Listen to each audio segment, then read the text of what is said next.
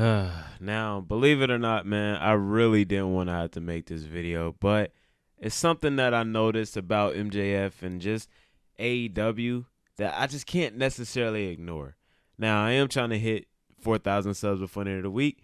Need about 110 more people to hit that subscribe button, man. I know it sounds like a lot, but I know y'all can do it because if y'all do hit that subscribe button, it's like a good luck button. I promise you. I promise you it's good luck, and everything you want out of the next year will happen for you if you hit that subscribe button. Now, MJF and AEW, the three-letter words, these three letters that just kind of synonymous with wrestling at this point, and just something you think about in the week and something you kind of at one point looked forward to. You looked forward to MJF's promo. You looked forward to MJF's match. You looked forward to his next rivalry. You looked forward to just what was next for MJF in general, bro. Like in the character development, and more so maybe I'm looking at in hindsight the CM Punk feud, and even the Four Pillars feud was pretty great, or it's pretty good relative to everything else. But nowadays it's Super Cena, it's Super MJF for lack of a better term, and it's nothing like I dread it at this point. I dread watching MJF at this point, and like most recently it was this Swerve promo, and I'm somebody who liked the Hangman Adam Page backstage promo, but this one felt very scripted. It felt scripted, and I know it wasn't scripted, so that's worse. And it's like, all right, for instance, when the promo first started, it was like MJF started making jokes, and it was like, it reminded me of Cena, bro. It was just like Cena. It was literally like, it wasn't dad jokes, but it was like icebreaker jokes that like somebody wrote for him. And then he brought up how most people don't know this, but we used to travel up and down the roads together. I'm like, y'all know the setting is that it's just you two talking right now. So who talks like this? Like, imagine you meet an old friend and it's like, oh, most people don't know this, but we used to work together. Like, who talks like that?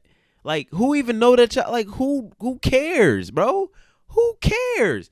Especially given the fact that, given the setting of the conversation, it's like, given the setting of the conversation, this was more so like an in-ring promo. And somebody said it earlier, and I forgot exactly who, but it's like MJF is the only remaining, boat that's afloat right now. And I know a lot of AEW fans would disagree with, and saying that Swerve and Roosh and whoever else. But to the mainstream fan, and the rating says so, MJF is the only one. MJF is the only one that people tune in for. MJF is the only one that necessarily moves the needle. If anybody, relative to anybody else in AEW, MJF is the only one who moves the needle.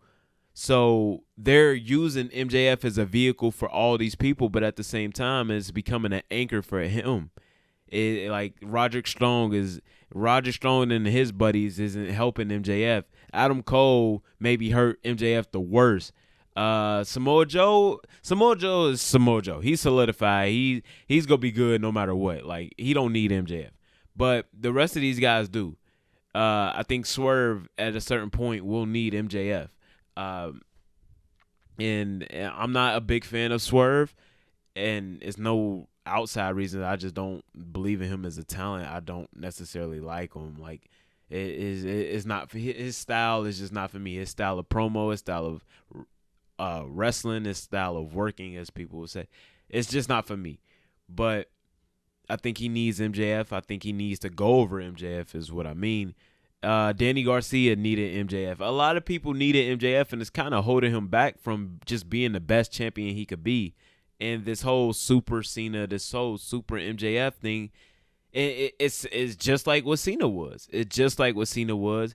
He's just going to keep beating people. I don't know why. I thought they were building towards a CM Punk 2011 type of feud, but apparently not. apparently not. And yeah, man, it's super disappointing because AEW was supposed to be the alternative, and just more and more, and episode by episode, they just become more and more like WWE. The phony backstage like the phony backstage segments, the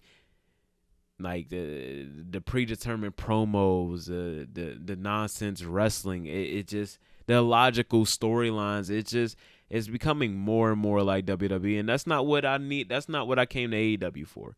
And I know me and AEW fans go to AEW for a lot of different reasons, or totally different reasons, I should say. They go for the gymnastics. Y'all go for the gymnastics. Y'all go for the high spots. Y'all go for the OMG moments. Y'all go for the this is awesome stuff. Me personally, I love great storytelling. I love things that make you feel, the unpredictable. I don't like seeing people do, like, the Dante Martin spot lives rent free in my head, and not for the good reasons. It is just, it is, I don't like to think about it because there's only it's only so many outcomes that can come with that, and none of them are good. So, but that's what the audience loves. That's what this audience loves. I hate to see, like, blood is okay. Blood is okay, but to see it every match, I'm good.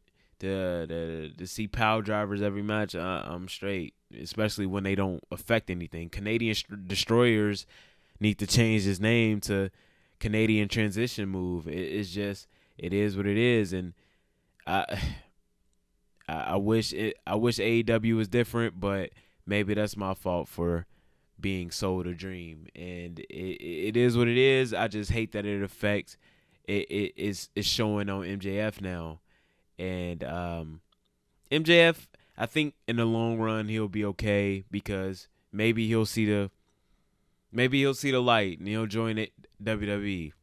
I'm not saying that WWE is some perfect place, but Triple H would do great would do great things with MJF, and he would make him a lot of money, make him a bigger star, and it would be amazing to see. But it's looking like he may be in AEW for the foreseeable future. Jesus Christ, it's getting late.